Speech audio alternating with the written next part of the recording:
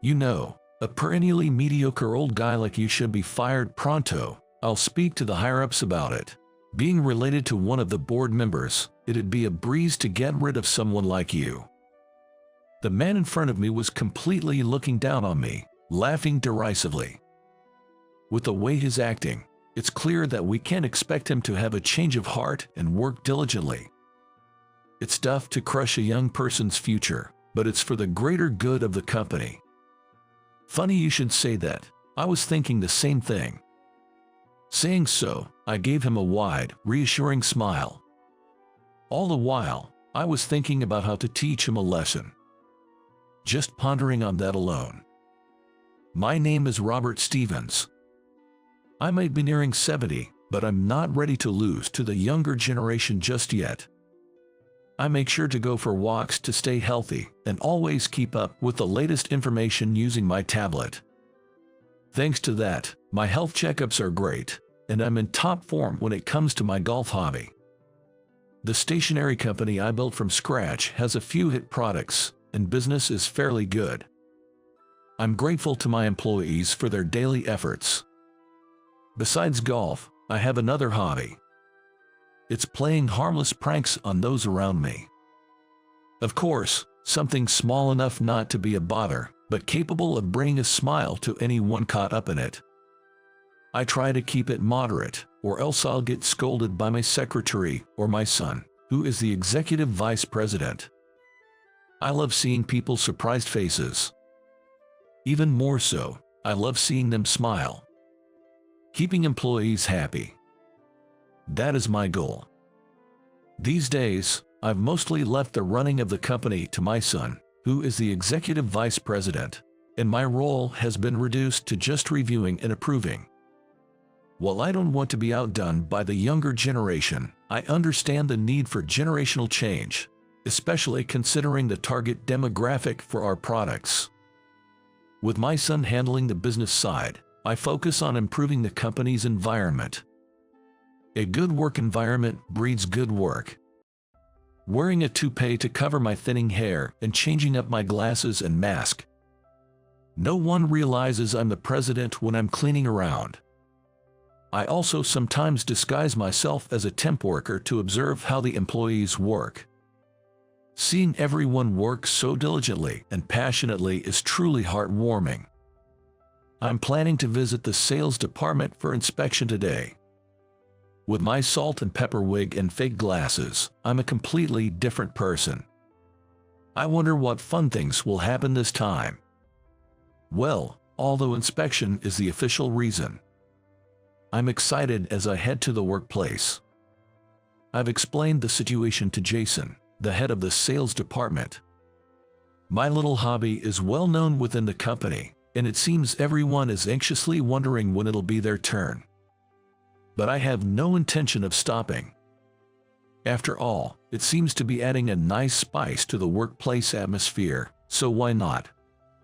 My seat is at the very end, closest to the door. In other words, it's considered the least prestigious spot. I always find myself assigned to such a place. Upon taking my seat, the young man next to me promptly greeted me. "You're Robert, right? My name is Alex. I'm looking forward to working with you starting today." The young man, speaking in a calm tone, properly greeted me, even though I was just a temp.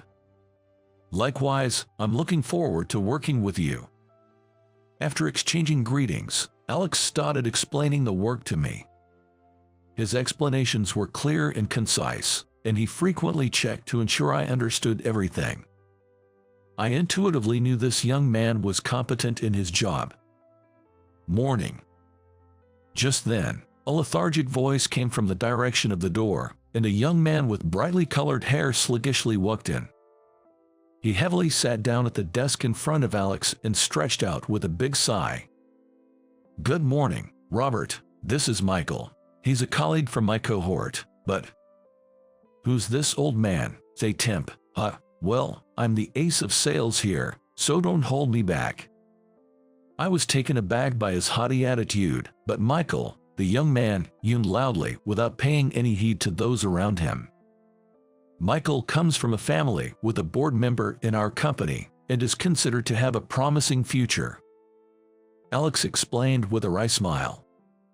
So, he's a case of nepotism gone wrong, I thought to myself, though I didn't voice it out loud. I just nodded without changing my expression, deciding to observe him a bit more. Michael's work ethic was worse than I had anticipated. He spent very little time at his desk and was often found slacking off elsewhere, browsing magazines at a nearby bookstore or lingering at a coffee shop. Sometimes, he was even found napping or playing games in an unused meeting room. But that wasn't all. He would delegate his tasks to Alex and then take credit for the results. Alex would just give a bitter smile and say, "It's always like this," but if this was the norm, it was definitely a problem. Feeling the need to speak up, I decided to confront him while he was slacking off, pretending it was a coincidence. Today, the first conference room was empty. I pretended to clean and tried to open the door, but it was locked. However, as the president, I had the master key. Carefully unlocking the door without making a sound, I found Michael lying across several chairs. He seems to be sound asleep, courteously wearing an eye mask. Around him were scattered a gaming console, a phone, and several books, making it clear what he had been up to. Wondering how to wake him up as he slept with his mouth wide open and snoring, I decided to start by calling out to him. "Michael, please wake up." But he showed no sign of waking. Resigning myself to the situation, I pulled a balloon from my pocket and inflated it. The reason I carry such an item is to have it on hand for an opportunity to surprise someone. Using a paperclip I happened to have in my pocket, I poked the balloon. The balloon burst with a loud pop, startling Michael awake. "What the?" "Good morning, Michael." I greeted him with a smile, and although he seemed taken aback for a moment, he quickly reverted to his usual smirking expression. "What, it's just the temp old man. Scared me for nothing." He attempted to go back to sleep, so I spoke up. "What about your work? Isn't there a big deal coming up soon?" "Leave that to Alex. He's so earnest it's almost stupid. Even if I don't do it, he'll take care of everything to avoid any inconvenience to the other party. I'm not cut out for boring stuff like making documents. It's about putting the right person in the right place, right? I'll handle schmoozing with the clients. Just smile and flatter them, and they won't feel bad. Plus it boosts my own stock, right? I just need to give it my all on the day of the event. The grunt work is someone else's job." "I see. Is that so?" "So, it seems he's not particularly useful in negotiations or presentations and merely tags along." I wondered if his supervisor was aware of this behavior and immediately doubted it. This type always has a good front. They act arrogantly towards peers or those they consider beneath them but ingratiate themselves with superiors and clients. It's easy to imagine. Indeed, until I witnessed it myself, there had been no reports of any issues with his work attitude. Unbothered by being caught, Michael intended to go back to sleep, lying down on the chairs he had arranged. "I'm gonna sleep some more. Can you clean another room? And don't make noise, okay? Are you not going back to work?" "What, old man, you giving me orders? As a temp, haha, that's ridiculous." He started laughing, holding his stomach as if mocking me. "My uncle's on the board of this company. Someone like you could easily be fired, you know." "Is that so?"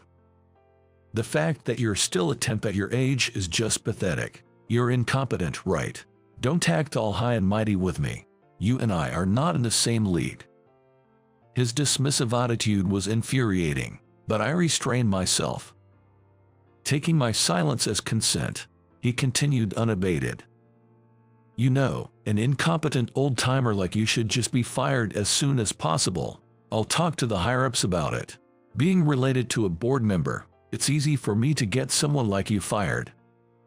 The man in front of me laughed derisively, completely looking down on me. Given his attitude, it was clear he was beyond any hope of reform.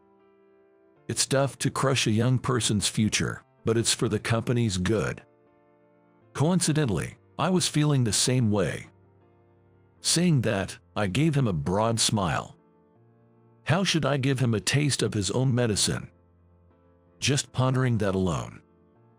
Just so you know, then get lost. Oh, and it's useless to tell anyone.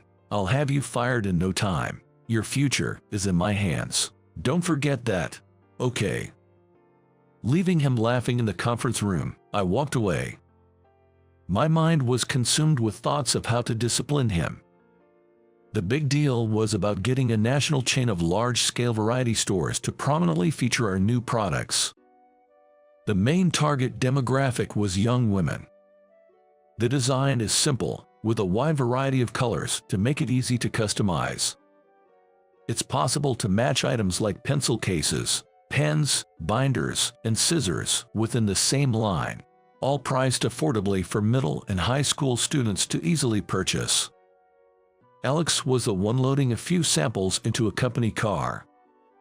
Michael, who was supposed to accompany him, was nowhere to be seen.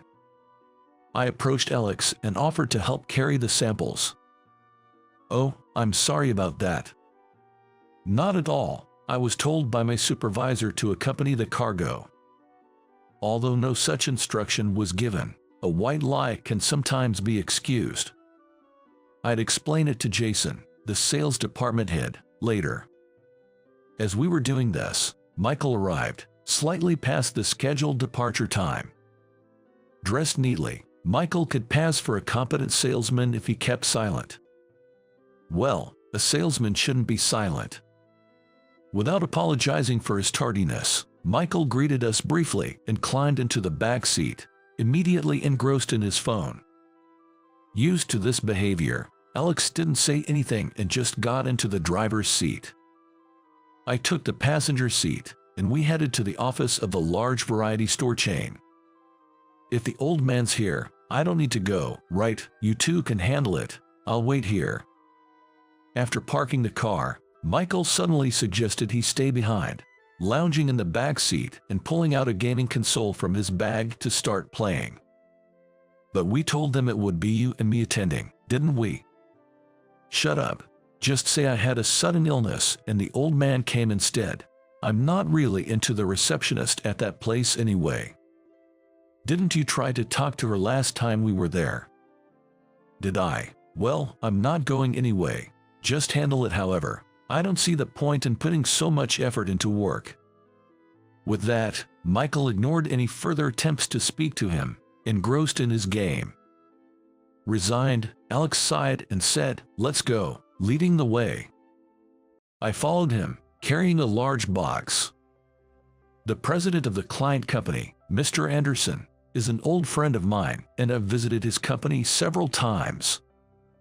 As expected, the receptionist recognized me and panically started to stand up, but I gestured for her to stay quiet with a look, and she nodded, turning pale. Alex seemed puzzled by this, but when the representative appeared, he silently followed. Robert, I mean. Never mind, it's nothing." It seems Alex is quite perceptive. His negotiation went smoothly, and we successfully sealed the deal. Back at the car, Michael was still engrossed in his game. Alex knocked on the car window and called out to him. But Michael barely acknowledged, just lifting his head. "So, went well without me, right?" "Well, yes, but..." "Hey, old man, don't tell anyone I skipped the negotiation. You don't want to get fired, right? Being homeless at your age would be the worst."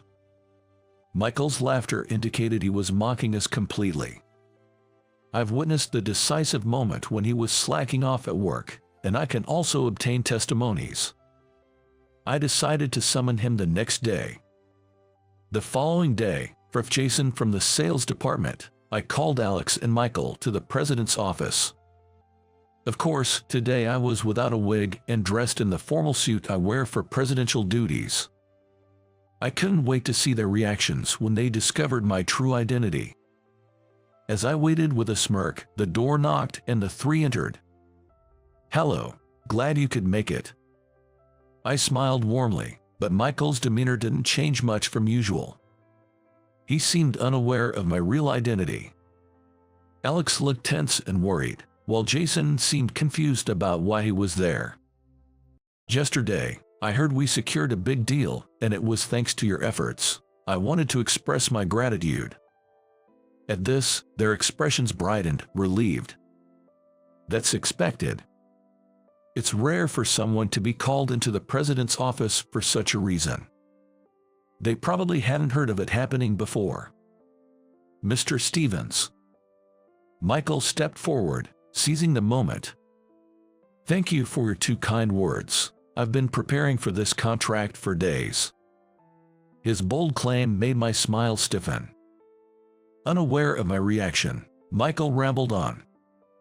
"This Alex here can't do anything without me telling him. What do you call it? Instructed dependency syndrome.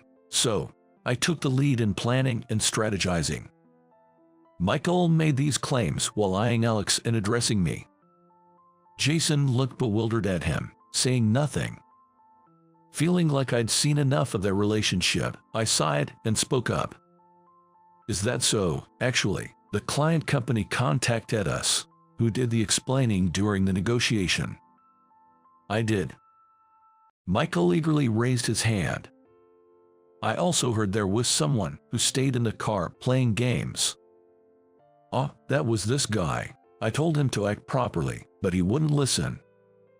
Michael's ease in deflecting his own actions onto Alex revealed his true character. He seemed to only think about himself. "Really, Alex, I thought you were very conscientious." "Jason, this guy only pretends to be diligent. I always end up cleaning up his messes." "No, that's not true. Alex tried to protest but fell silent under Michael's glare. He must be feeling threatened with the possibility of being fired as well.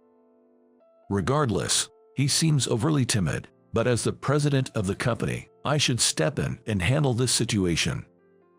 I've heard about it. Some folks occasionally nap in the meeting rooms, and there are employees in our company who linger too long in coffee shops during work or browse magazines in bookstores, causing inconvenience. I've been thinking that we need to address this issue." "Yes, that's this guy." Michael pointed at Alex. Alex looked down resignedly, clenching his fists.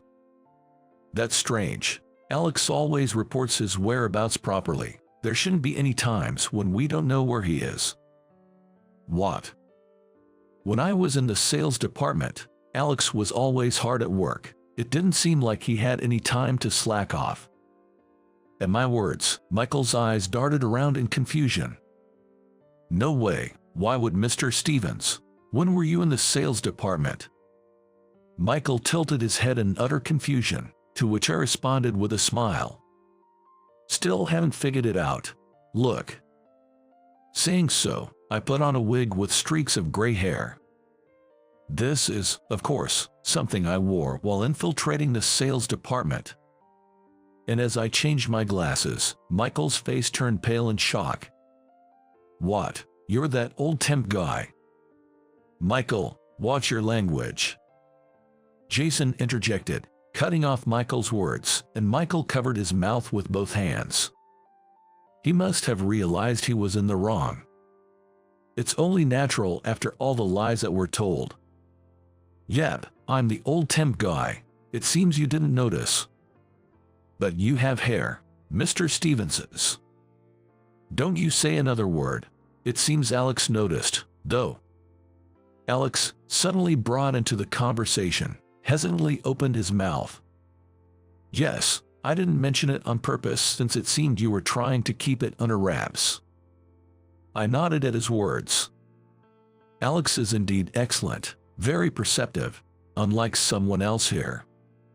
Looking at Michael, I saw him pale-faced, opening and closing his mouth, as if trying to come up with an excuse. But he was seen through completely. Any excuse would be futile. "So, Michael, you can fire me anytime, right?" Because your uncle is on the board, you think your promotion is guaranteed.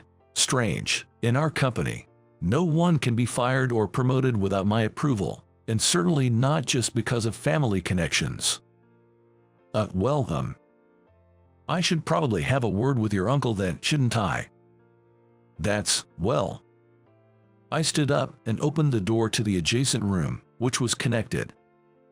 Inside, my son, the executive vice president, and his uncle were waiting. Michael, what have you done? I may have referred you at the time of hiring, but that was it.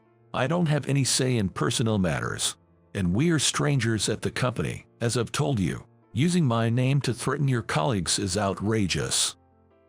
As soon as the door opened, his uncle started scolding him fiercely. Michael was already on the verge of tears. Michael, anything you want to say? It's clear from observing you these past few days. Everything you've said was a lie, wasn't it? It was Alex who prepared and succeeded in the business negotiations, not you. On the contrary, you were the one slacking official. The accusations you made against Alex were false. It was you who were doing those things.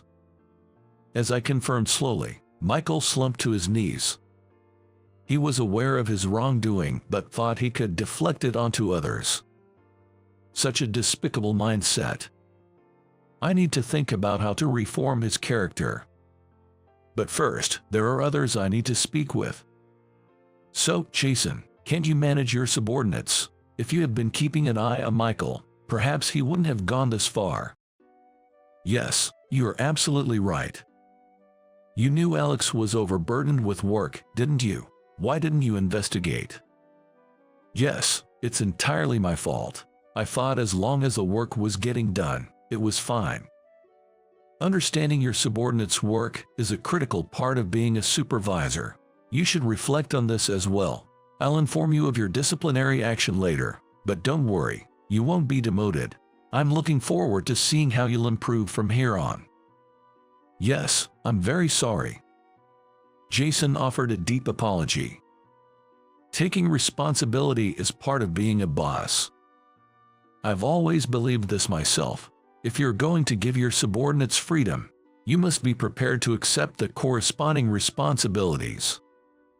Jason, who is not young himself, probably had been fortunate with his subordinates until now.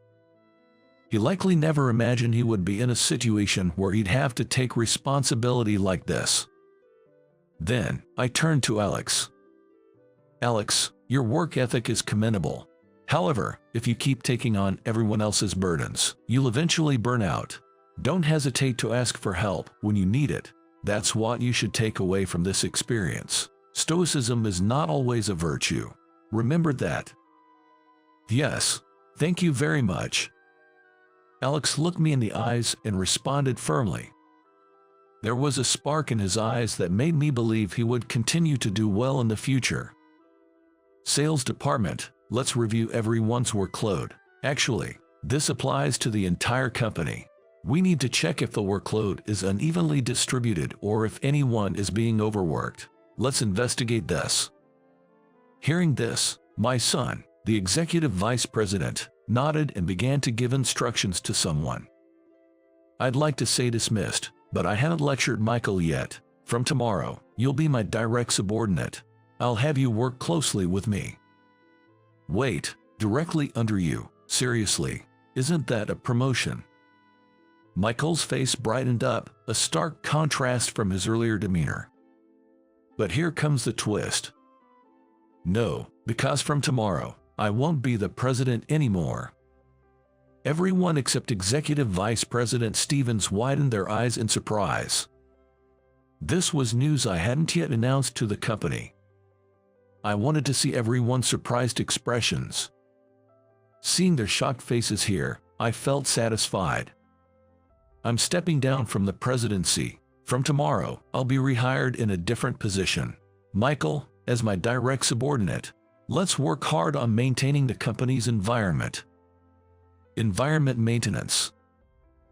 Like cleaning, managing supplies, and so on. Tomorrow, I want to start with weeding the flower bed by the entrance. I'm counting on you. Oh, and your salary will be performance-based. The harder you work, the more you learn. Really? For real? Michael could only repeat the same words. After all, a performance-based salary means if you slack off, you won't turn a dime. I decided to closely supervise him and thoroughly reform his character from tomorrow. Time passed, and after revising our workflow, the company became an even better place to work. Alex no longer had his achievements stolen by Michael and was making a name for himself. He was the top performer in the company, and other companies specifically requested Alex for business dealings. I secretly hoped that he could become a right-hand man for my son. After stepping down as president, I could devote myself to my hobby of observing the company. Occasionally, I would discover issues and quietly inform the relevant people or take action to solve them.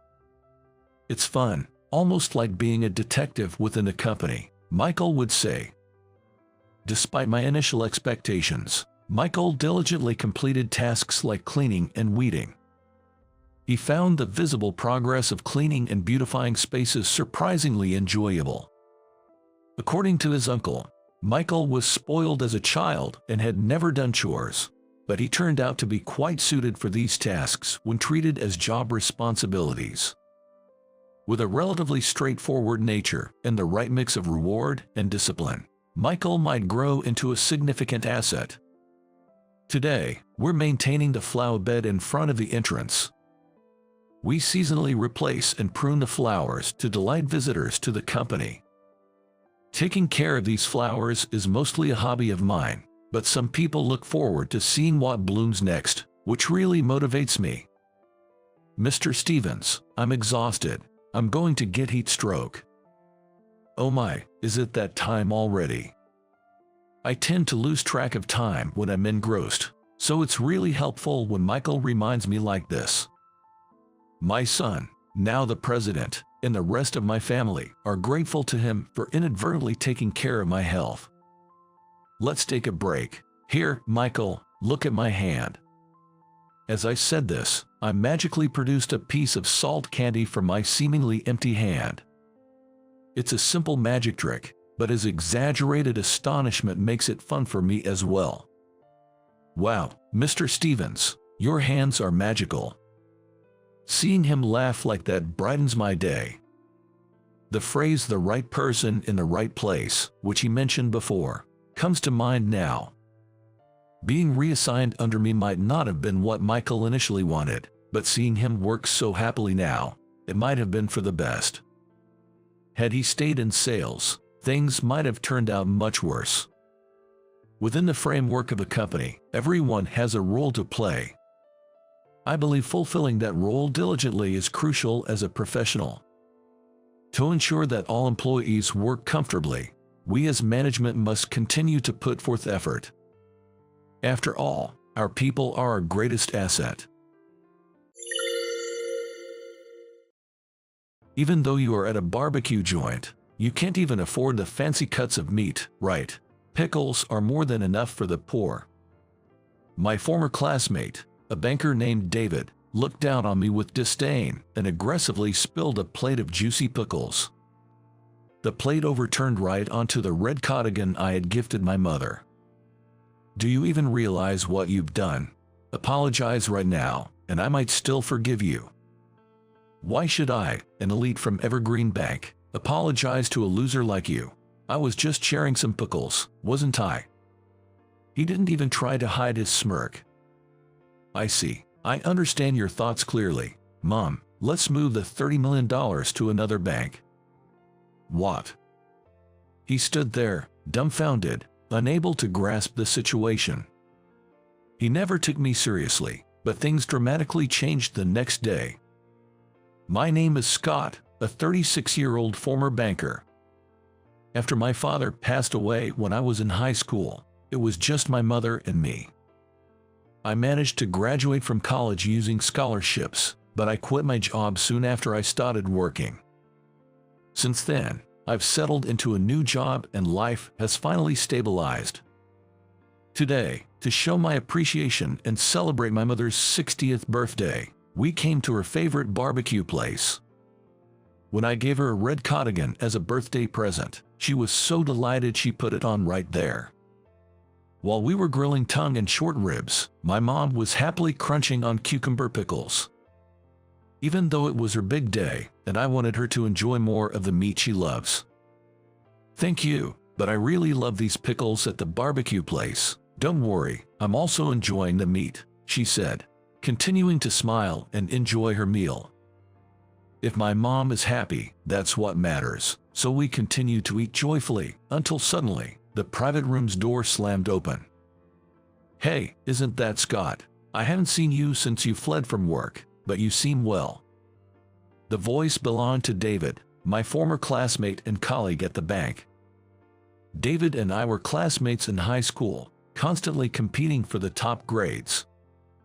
However, I was always slightly ahead, which unilaterally earned his dislike, making this unexpected reunion quite awkward. Back in high school, he always treated me as a rival. "Don't act snobby just because you're good at studying. This time, your guess just happened to be right." He was as smart as me, but his persistence in always losing to me probably turned into spite. He even went to the same university and ended up working at the same local evergreen bank, sticking to me all the while. Our relationship changed after 3 years on the job. When the branch manager changed, the business strategy was overhauled, pushing us to aggressively sell products and services. I kept wondering if these products and services were truly beneficial for our customers. As I made proposals to loyal customers and secured contracts, I began to doubt whether I was genuinely considering the customer's perspective. These doubts weighed on me even as I got used to the job, and then the transfer order came. I knew regular transfers were meant to prevent misconduct, but the real problem at that time was my mother. People often say, "Don't take your parents for granted." My mom had always been healthy until she was diagnosed with a serious illness. Shocked, I rushed home where my mother greeted me with a tired smile. "Thanks for coming even though you're busy.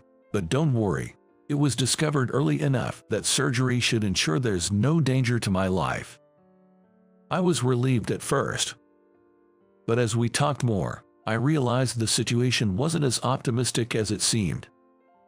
Although the surgery had a high success rate, my mom would need to recover at home for quite some time, making it difficult for her to even manage daily activities, let alone go shopping. Assistance was necessary for trips to and from the hospital, and should her condition worsen at home, immediate care would be required.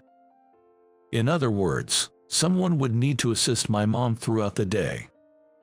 After discussing with my mom's primary doctor, it was clear that living alone during the day would be challenging. Considering the situation with my mom, I decided, after much deliberation, to resign from the bank. I had felt uneasy about the bank's policies, and moving to a distant location, leaving my mom alone, was out of the question. When I submitted my resignation, my supervisor got disappointed and tried to persuade me to stay. Though I felt guilty for leaving a place that had been good to me, my mom's health was my priority. Thus, I left the bank after 3 years. I've never regretted my decision, but for David, it seemed to be the first time he thought he had beaten me. The day before my last day, he came to my desk, sneering as he spoke. "Lucky for you that your mom got sick just in time." His unexpected and cruel words shocked me. I was already tense with my mom's upcoming surgery.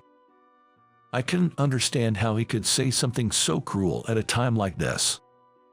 But he just watched my speechless reaction and started laughing disdainfully. "Don't make excuses. You just couldn't handle the bank's quotas and ran away because you couldn't cut it in sales, right? Is that all you came to say? Bad timing. I've got handover work to do, so please move aside." I managed to reply, holding back my anger. He scoffed and continued, "Being smart at school doesn't mean you can hack it in the real world. You've never faced failure before, so you were using your mom as an excuse to run away." Without the will to respond, I stayed silent, and he got even more aggressive.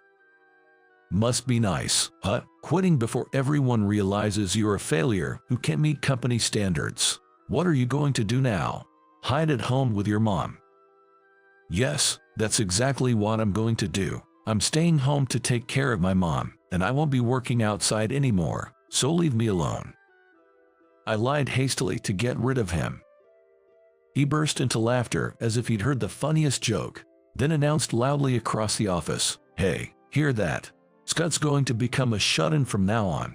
He's retiring from society to be a bum." In the past, his smirking face would have left me feeling bitter. But now, I see it as my final liberation from this unwanted, inseparable relationship. With that, I calmly continued preparing the handover documents.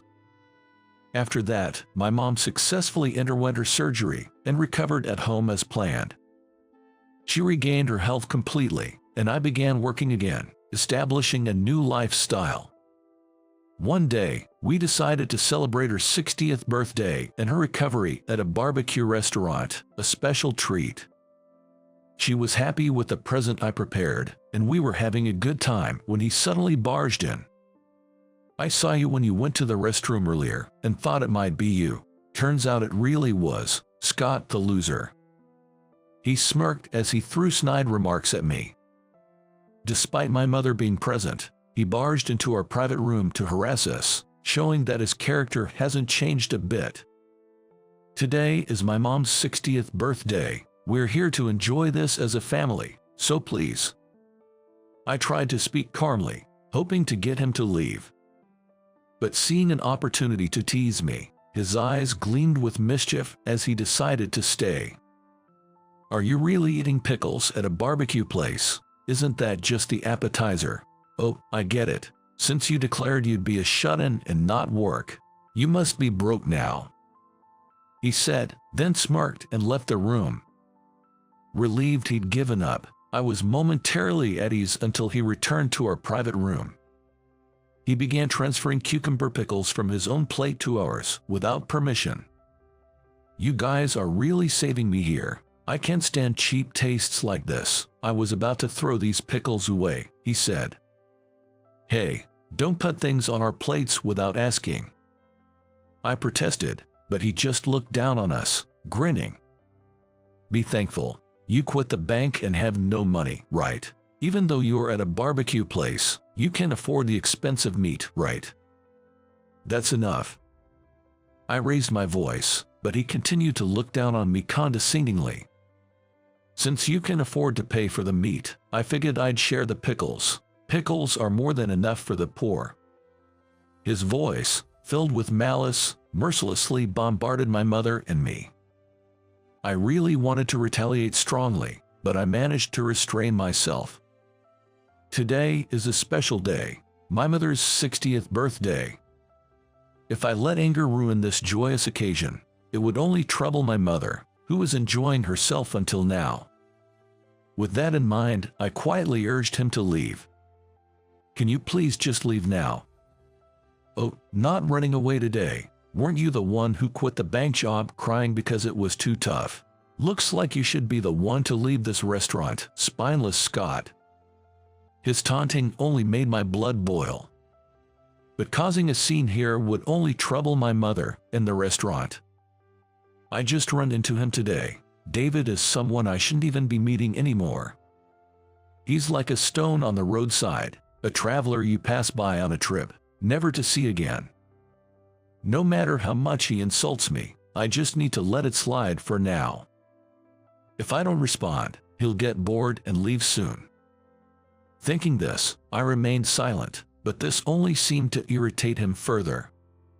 Frustrated, he furrowed his brow and picked up the plate of pickles he had added earlier. Then he deliberately spilled the juicy pickles all over. The plate overturned right onto the red cardigan I had gifted my mother. Yikes.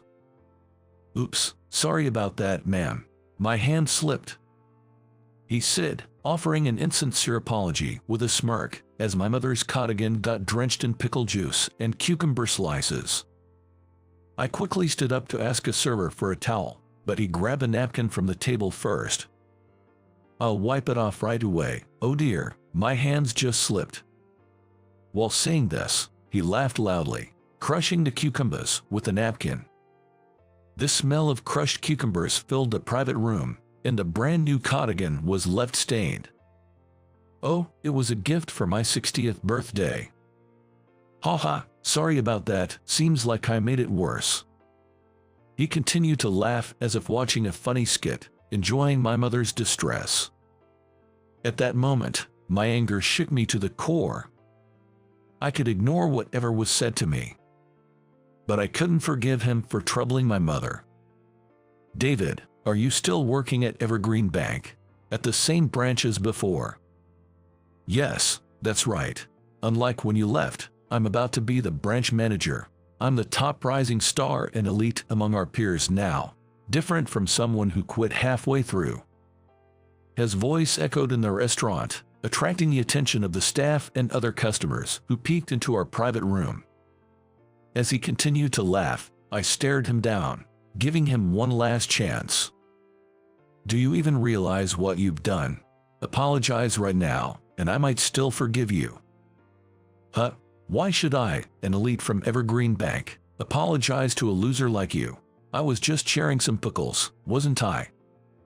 As he said this, he pointed at the pickle-stained cardigan and didn't even try to hide his smirk. I see. I understand your thoughts clearly. Mom, let's move the $30 million to another bank. What? He stood there, dumbfounded, unable to grasp the situation. Meanwhile, my mother looked confused at my words. What's going on? We've always wanted to repay your gratitude by dealing only with Evergreen Bank because you were working there after graduation. But a person from Evergreen Bank has insulted you and me. I kept my anger in check, but it seemed my irritation was evident to both my mother and him. I continued, staring at his stiffened face.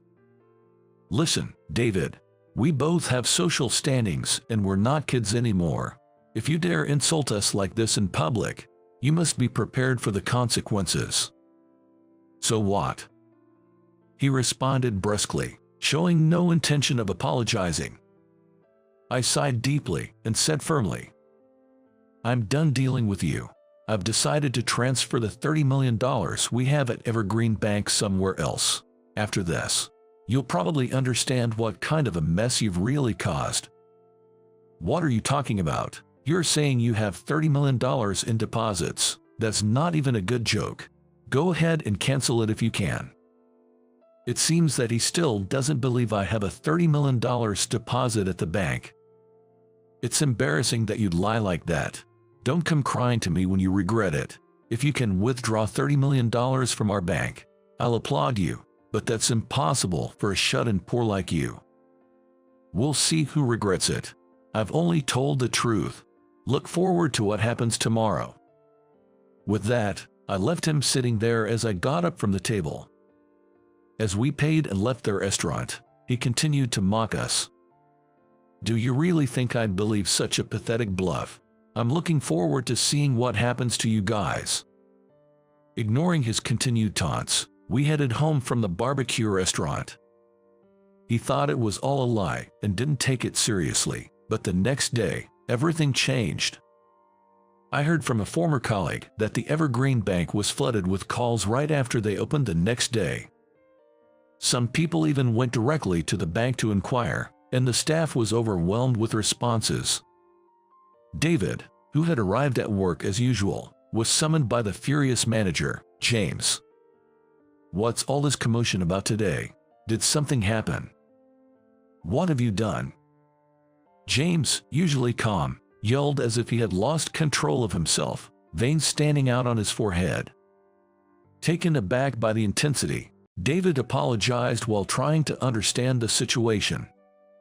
The phone lines are almost crashing because of the inquiries about what you did at the barbecue restaurant yesterday. What? I did go out for barbecue yesterday, but... Confused, he wiped the sweat off his forehead. Then, James showed him a video on his phone. It seems you caused a disturbance at the barbecue restaurant yesterday. There's a video of it online now, and it's causing a huge problem. The video is online. He grabbed the phone and focused intently on the small screen. The video showed the exchange between him and me from the previous day.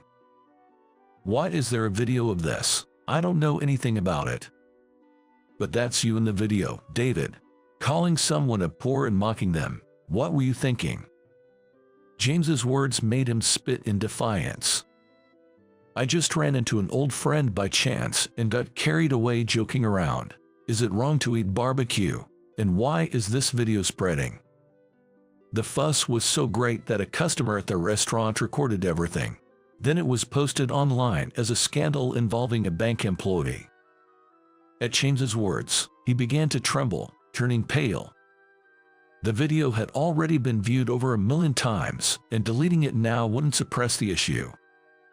My elite life is over. How can I solve this problem? Your elite life is over. That doesn't matter. What you did is a major issue, but the person you insulted was none other than Scott. As they were talking, other bank employees came to call James and him. My mother and I had just arrived at the bank. As I had declared the day before, I was there to close the account and withdraw the $30 million. However, the counter staff informed me that such a large transaction couldn't be processed there and asked us to come to a private room where James would join us. The bank employee who guided us knew about yesterday's incident, so they decided to have him join the discussion too. David, who rushed in with James, began sweating profusely the moment he saw my mother and me. When James heard from the bank employee that I intended to withdraw the entire $30 million and close the account, he tried his best to persuade me to reconsider. Please reconsider. Can you at least tell us why? The reason? He knows it well. Yesterday, when I told him I would close the account, he readily agreed. He must have remembered his defiant words. He looked around uneasily and then took a few steps towards me to speak. But before he could say anything, James dropped the thunder. What have you done? Angering our top client like this is irreversible. Scott is a top client. That must be some mistake. He's a quitter who left this bank halfway through. James, you're making a terrible mistake. James's anger seems incomprehensible to him. He smirks as if he's heard a joke and speaks dismissively. Scott is just a poor man. He certainly doesn't have $30 million. James, his face turning red with anger, got even angrier with him as he continued to make excuses. It's not a misunderstanding. He's saying he wants to withdraw $30 million from his savings. This man is a CEO of a major IT company. James exclaimed, finally realizing the truth of my words. After leaving the bank, I started managing assets from home and saving funds, which I then invested in a startup. By networking with talented entrepreneurs, I eventually founded and now run my own IT company. Hearing my background from James, he stood frozen, his face pale and silent. I spoke slowly to him. Now do you understand that I wasn't joking? I can't trust a bank where people like you work. But I didn't know. I'll apologize if you want. Just please don't withdraw your money from the bank. He was still condescending, disappointing not just me but also others. James, who had witnessed everything, looked at him with disdain and anger. I thought you were a competent banker. What a disappointment. As you heard, ridiculing a customer and showing no remorse questions your integrity. I cannot entrust my assets to this bank.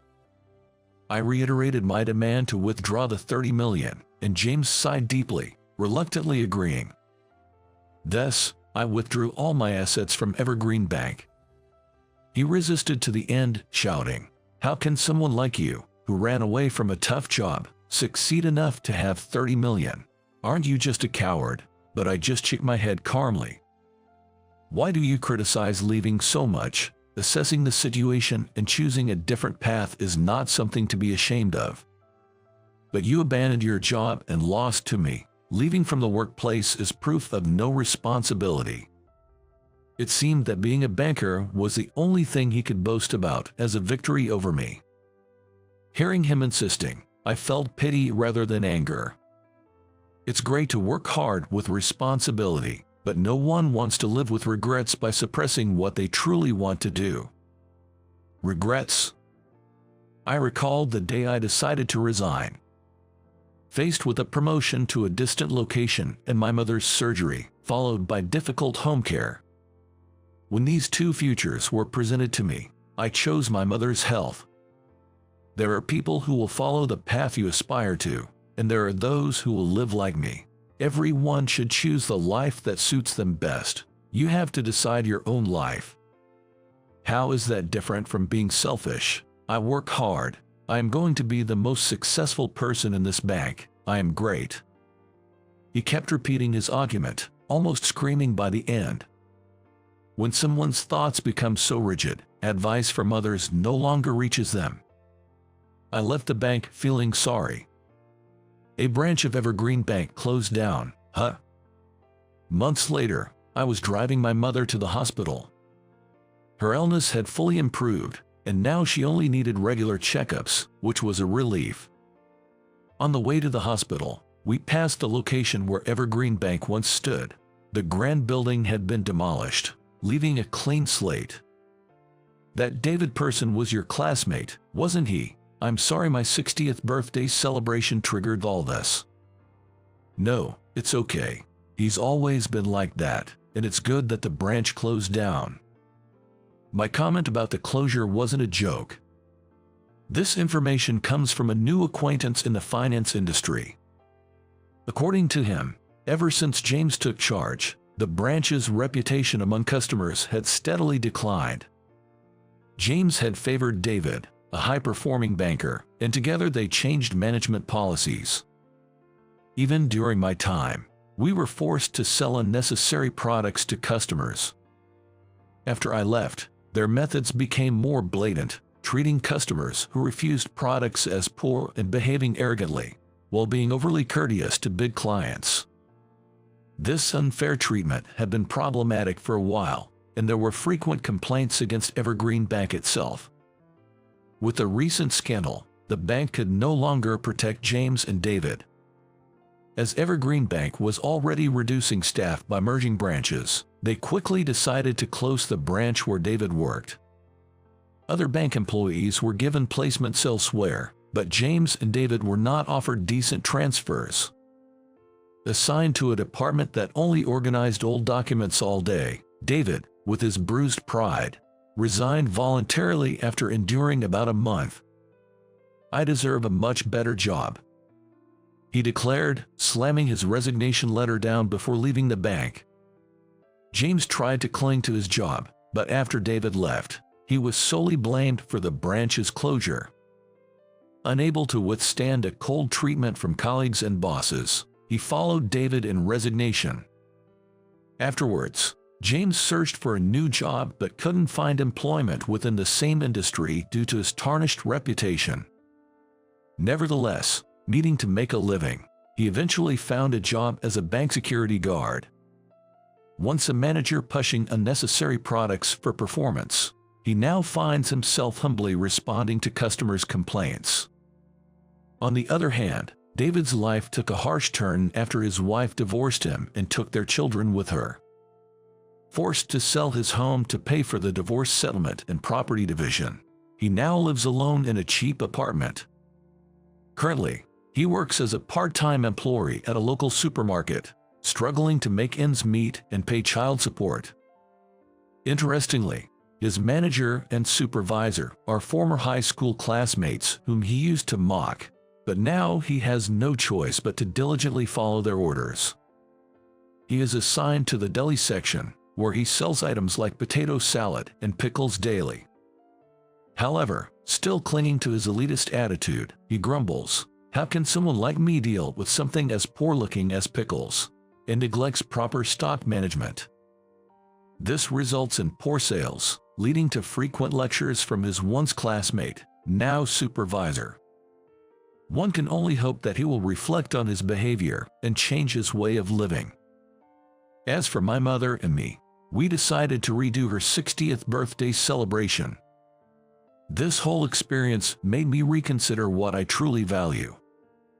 I was reaffirmed that resigning was the right decision, and I felt deeply content with my choice. Mom, happy 60th birthday again. Without you, I wouldn't have had the chance to close that account. Let's continue to enjoy life in good health. Thank you, I'm proud of you. My mother replied, smiling gently, obviously pleased. Motivated by these sentiments, I resolved to keep following the path I believe in. As I reflect on these thoughts, I open my computer again today to complete my work with pride.